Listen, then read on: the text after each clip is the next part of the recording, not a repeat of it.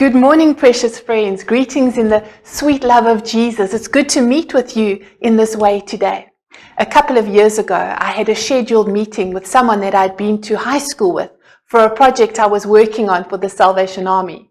Now, although I hadn't seen this person since I had matriculated or graduated, I remembered him clearly. We had been to school together in the same grade, in many of the same classes for 5 years.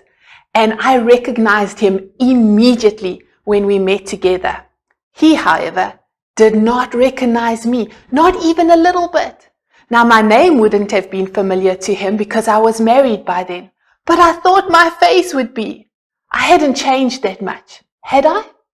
Well, clearly I had, and he did not recognize me. It was almost like he had never known me. And it was only when I told him my maiden name, my surname before I became a Broski, that you could see the lights come on and recognition dawn all over his face.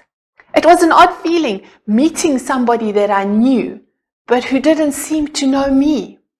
I was reminded of this experience this week, and it made me think about when Jesus was meeting the world, and John chapter 1 verse 10 to 11 speaks about Jesus, and it says this: He was in the world, and though the world was made through him, the world did not recognize him.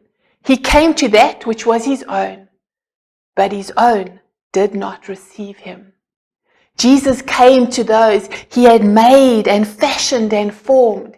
He came to those he knew, he loved, and he purposed into being before time even began, before they were born.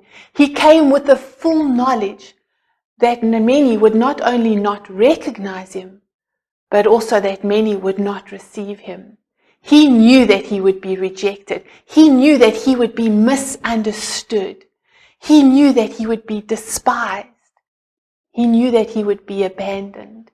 He knew that this journey would ultimately bring him to the cross. He knew it.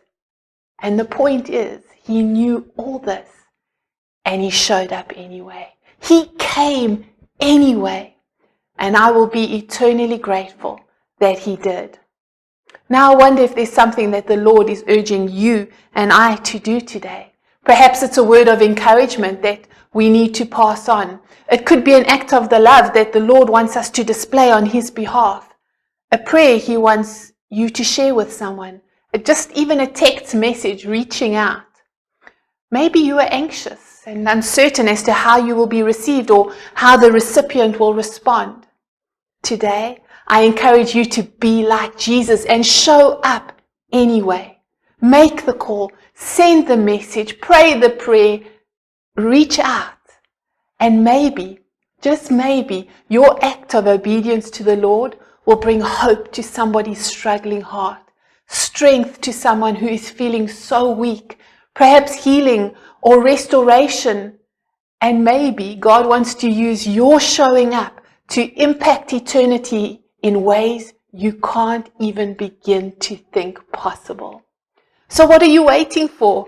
Go on, show up anyway. And may God bless you and guide you as you do that.